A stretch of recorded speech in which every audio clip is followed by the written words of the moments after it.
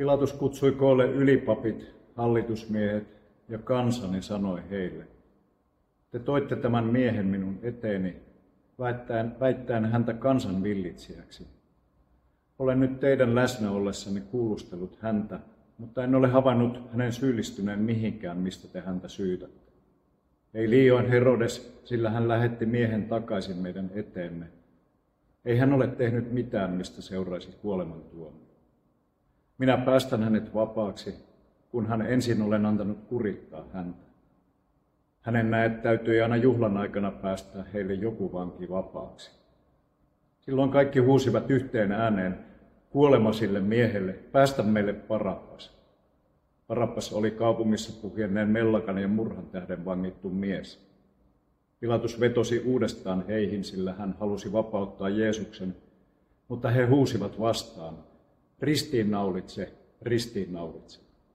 Pilatus sanoi heille kolmannen kerran: mitä pahaa hän sitten on tehnyt? En ole havainnut mitään, minkä vuoksi hänet pitäisi tuomita kuolemaan. Minä päästän hänet vapaaksi, kunhan olen antanut kurittaa häntä. Mutta he eivät antaneet periksi, vaan huusivat yhä kovemmin ja vaativat, että Jeesus oli ristiinnaulittava. Huutonsa voimalla he saivat tahtonsa läpi. Pilatus päätti lopulta suostua heidän vaatimukseensa.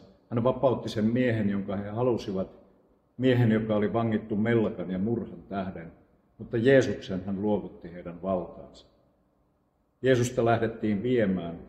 Matkalla sotilaat pysäyttivät Simon-nimisen kyreneläisen miehen, joka oli tulossa kaupunkiin, ja panivat hänet kantamaan ristiä Jeesuksen jäljessä.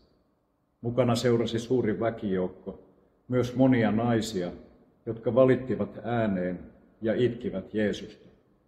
Mutta Jeesus kääntyi heihin päin ja sanoi: älkää minua itkekö, Jerusalemin tyttäret, itkekää itseänne ja lapsianne.